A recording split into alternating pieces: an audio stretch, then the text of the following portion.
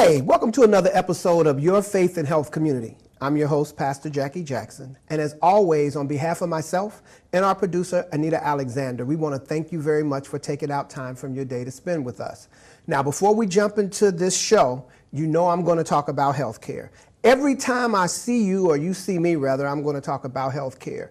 You know you need to get health insurance. If you have not gotten health insurance yet, you know you missed open enrollment, which ended back in December.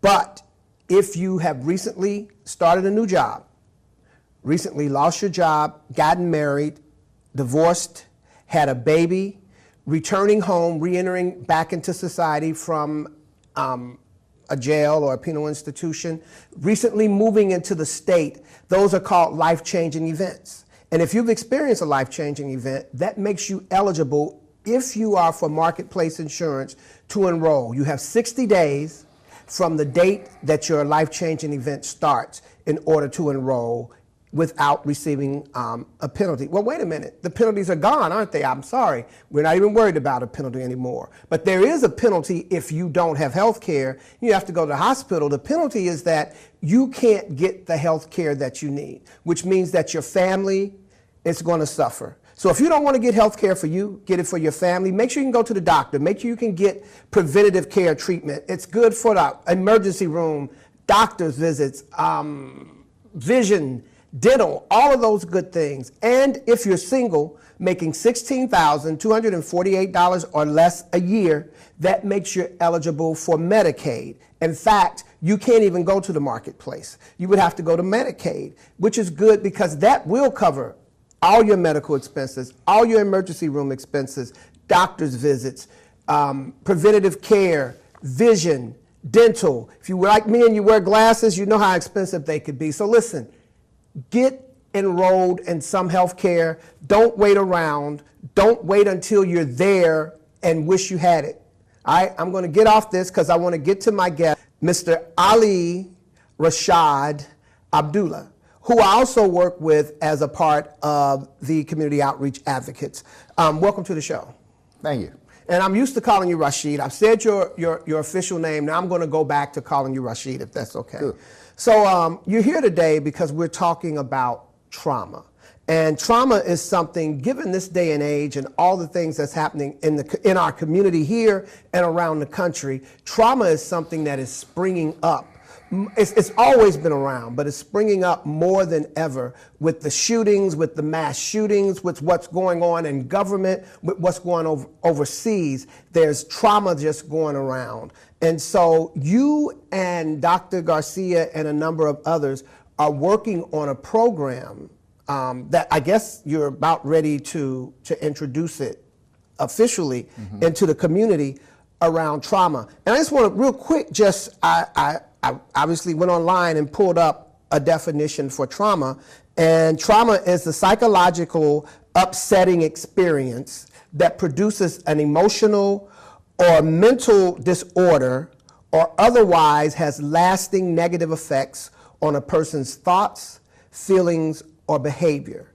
And again, like I said, when you look at all the things going on in our city and our country, around the world, there are things that for people who may have never experienced some of the levels of trauma that they're experiencing now, it's becoming rampant. So why don't you just tell us about the program, or is the program the right phrase? The trauma treatment or the trauma program? It's an initiative. Initiative. Okay. And what has happened is, working with the community outreach team for the last 10 years, we have worked directly and indirectly with a number of crime victims, families who have lost loved ones to gun violence, children who have lost their fathers. We have been involved in numerous settings where there are bodies laying around and children and adults that are present who we realize don't really know how to process that loss. They don't know how to process the grief that they experience from having known this person. Mothers, it's a very traumatic experience. Fathers, whole communities. Very recently in the Winton Hills area, we saw a number of children who were coming home from school, from Woodland Hills Academy who witnessed a body laying out in the street, you know. Of course, they didn't know who the guy was, but what they witnessed was the trauma of the mother and the aunts and the uncles and the cousins and the people who were witnessing the body of someone they loved laying there who they couldn't touch because it's now a crime scene. We witnessed mothers, adult mothers who, to them it appeared, well, it's happening so often, it just is what it is. But what we know that eventually people who are traumatized, if that trauma is not addressed, if it's not dealt with, it will manifest itself later on in that person's life. And that's what we're finding in the behaviors of so many of these young men and women around the city of Cincinnati. So what we have done is we went to Dr. Victor Garcia and Chief Isaacs, and we went to them and we asked them to help us to help create an opportunity to address issues that have been long-standing particularly in the African American community, but many other communities, to address the trauma, to address the reasons why we are creating in our homes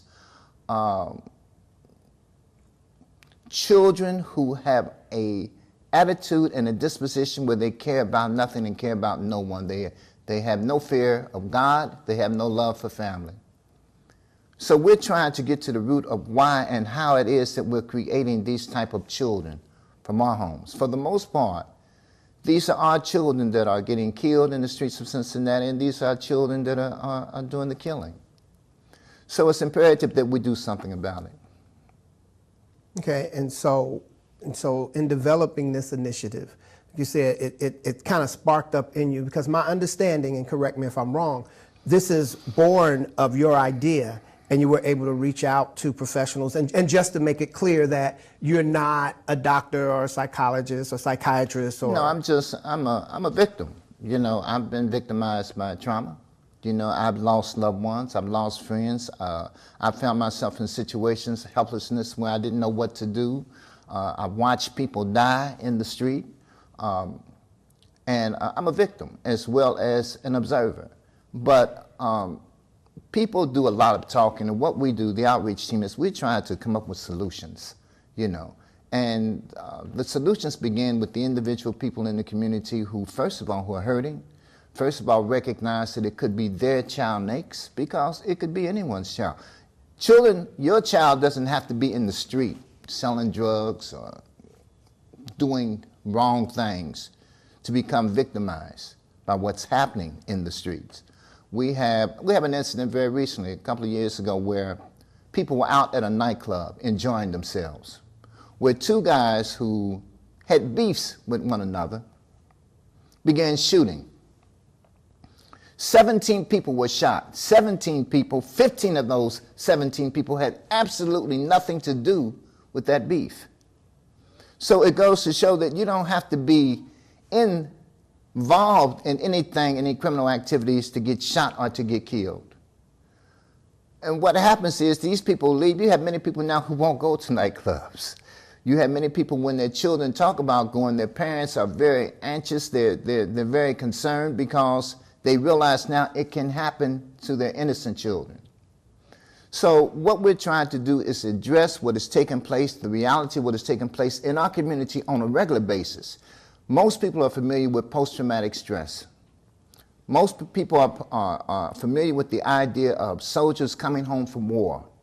After being at war, witnessing and participating in shootings and killings, and coming home trying to readjust to this society. You have, I believe, 10 to 12 servicemen committing suicide every day because of their inability to adjust to what we consider normal society. In the African American community, in the poor communities here in Cincinnati and around the country, we have children, we have adults who are not only dealing with the shooting, the homicides, the robberies, the rapes, every day, not just what took place yesterday, but what's happening today, knowing that it's not going to be addressed by professionals, and they got to find a way to cope and deal with it tomorrow. So if you never address these issues, all of this combination of so many things that these people are confronted with, it will manifest itself, and that's what we found. And so you're also looking at people who don't even realize that they're affected. It's called vicarious trauma. Vicarious trauma. And then you're looking at a case. If you see a shooting on the news, it gets attention. So it's on the news, and you're paying attention to it. You watch it. You know the victims, you know the situation, you know the circumstances. Then it moves on to another story. And when the news moves on to another story, we kind of tend to tag along and forgetting that there are victims that are involved and their life continues regardless to what the next news cycle is. This past April, I was in D.C. because I am a surviving fellow with Everytown for Gun Safety. And so we were the new fellows for 2018. We went to D.C. for a training. The thing about that was I met people from the Pulse nightclub shooting who were victims, from the Las Vegas shooting that were victims, mothers who had lost their children, individuals who were affected by different gun violence, and also something that a lot of times people don't understand or know, and I didn't at one point, that even suicide, when you use a gun for suicide, that's gun violence. You know, it's gun violence against yourself. But it was a different thing to watch all of these shootings on television, but then to actually sit around for 4 days with individuals who had been there, who had been shot, or who had lost loved ones at some of those shootings, to actually sit and to see the effect that it had. You know, you saw it on television. Once the camera was gone, that was gone. But then to sit with these individuals and actually talk to them and to hear what they're going through, to share my story, but to hear their story, it reminded me that we are suffering, we are hurting inside, and for some of us, we don't even know how to deal with it. Now, fortunately for us, they had, I believe, 6 counselors that were there every day for hours that you could get up at any point and go talk with them if you needed. But like you said, in the schools, they're not 6 counselors sitting there that if you just was at your neighborhood in the weekend and there was a murder that you could sit down with. And then you mentioned post-traumatic stress disorder. And so I just wanted to, and we were talking about this before, and a lot of people have heard about it. I want to talk about just briefly the two, because until today, I didn't realize there were 2 different post-traumatic stress disorders, which I guess it says that myself, like a lot of people, we don't always take the time to understand and get knowledge. So post-traumatic stress disorder is the official diagnosis, or the official diagnosis is Dramatic and Statistical Manual, in the Diagnostic and Statistical Manual of Mental Disorders, it describes a set of symptoms that may be experienced after a traumatic event. These symptoms most occur for at least a month and include re-experiencing the traumatic event. This may involve nightmares, flashbacks, and distress at being reminded of the event, avoidance of trauma-related thoughts, feelings, or situations, negative change in thinking and feeling. And I think this becomes something, if you're wondering if your child or your husband or somebody that you know is suffering from post-traumatic stress disorder, says negative change in thinking and feeling. This can include feeling numb, blaming oneself or others, induced interest in activities, difficulty remembering aspects of the event, lack of ability to experience positive emotions, or feelings of detachment from others. Now, that's post-traumatic stress disorder. Then there is complex post-traumatic stress disorder, and that is a term that is often used to describe the consequences of multiple experiences of developmental trauma. And when you talk about, I think you mentioned the kids in Winton Terrace, or in communities like Over the Rhine, Avondale, Price Hill, where there are multiple shootings that seem to occur over and over. And we know from work that sometimes we see some of the same people at different scenes. So that seems like that would apply to the complex post-traumatic stress disorder. And I don't know how much you are experienced with that or know about that, but I know you're working with the professionals. I bumbled through all of this, but you're working with professionals that know about these disorders, that know about trauma, and are looking at a way to bring help into the communities. Dr. Victor Garcia created the first trauma center here at Children's Hospital. I think he was brought in to Children's Hospital for that express purpose. They recognized the need to create a clinic dealing specifically with trauma. It's interesting that if a child is killed in a rural area in a car accident, the following day there are counselors at that school. There are counselors there to help those children process that loss, to deal and to cope, to help them develop the coping skills that they need to go on, because life goes on. In the poor and African American communities and many white communities, when someone is killed, when there are shootings, when there are robberies, there is no one there to help that community. See, we're talking about, this is not individuals, we're talking about communities. Communities that are traumatized. Communities that are affected by daily shootings, the threat of homicides, if not homicides, robberies, break-ins, rapes, so many things that are taking place when you're in, for example, the Whitney Hills area, where you have over 800 units. So we're talking about thousands of people that are congested in just a couple-mile area. Nothing takes place at the bottom of Winton Terrace that the people up top don't know about. Everybody knows what's taking place in their community. So everyone is affected by it. If you have a group of school children, particularly African American children, from the ages of 7 to 12, and you ask them the question, do they know someone who's been to prison? 98% of those children will raise their hand. If you ask them if they know someone that has been shot, the great majority of them will raise their hand. There are always those who would tell you they know of people or have heard from mama and daddy or auntie or grandma, someone that has been killed from gun violence. It's a very complex issue, but we have professionals. Dr. Victor Garcia has drafted, I'll say, he's involved some of the top trauma trainers here in the country, in the United States. And our hope is to go into these communities and select the right people, the people who live in the communities, first and foremost. People who the communities know, love, and trust and respect. Because everyone is not going to reveal their innermost secrets. They're not going to reveal their demons to strangers. To train them that they're able to diagnose what is taking place to their children and their families, even to themselves. To get the help that we need in order to offset, to perhaps even stop a lot of the behaviors that we see 5, 6, 10, 15 years later, 15 years down the line. Many of the same children who witnessed gunshot victims 10 to 15 years are now shooters and being victimized by guns today.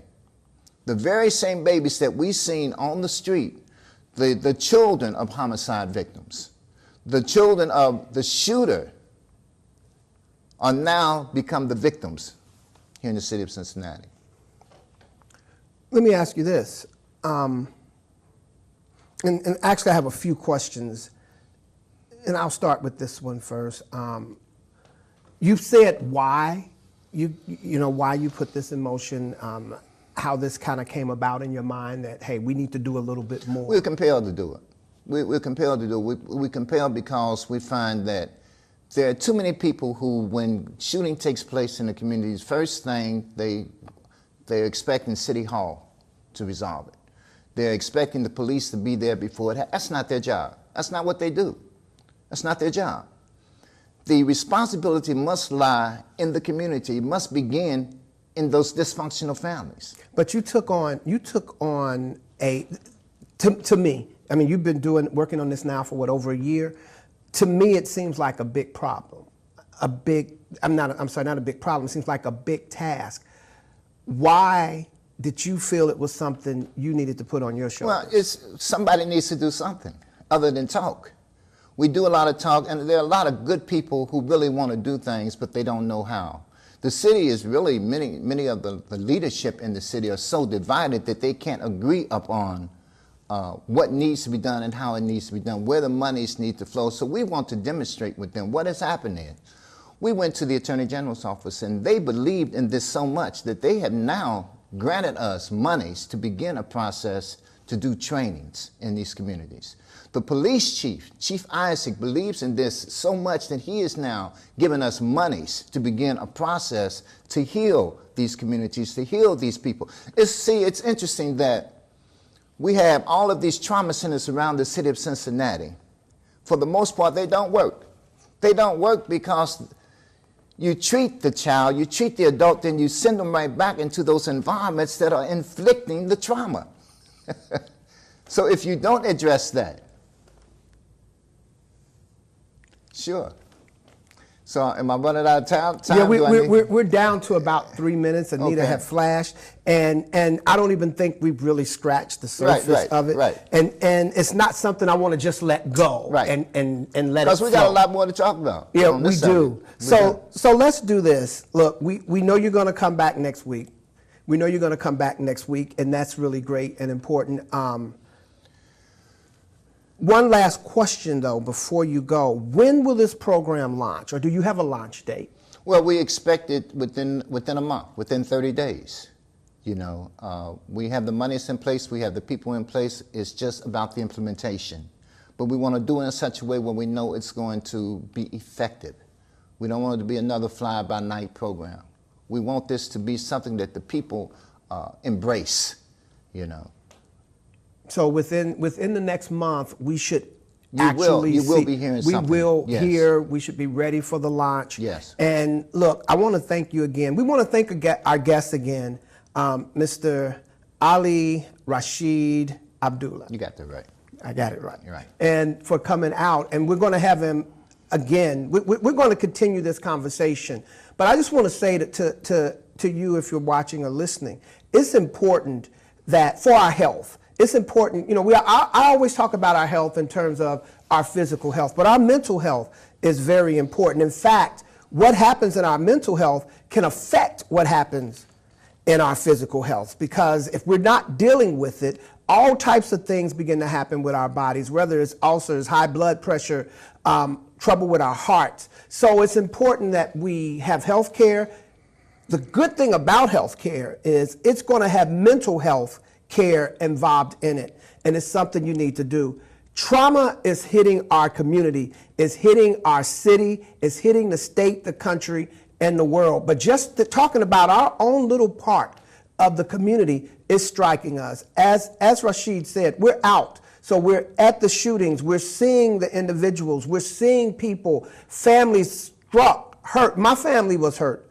Just a little over a month ago, my great nephew was murdered in a home invasion. So we're seeing the trauma and the stress hitting. And it's important that you take care of yourself. So listen, you want to tune in next week so that you can get more information about this program that Rashid and Dr. Victor Garcia have, that's going to launch in a month, that's really going to help you, me, and the community that we live in and serve. So until next week, I want to thank you again for spending time with us. I hope you got information that will change your life for the good. But until next week, you stay faithful, stay healthy.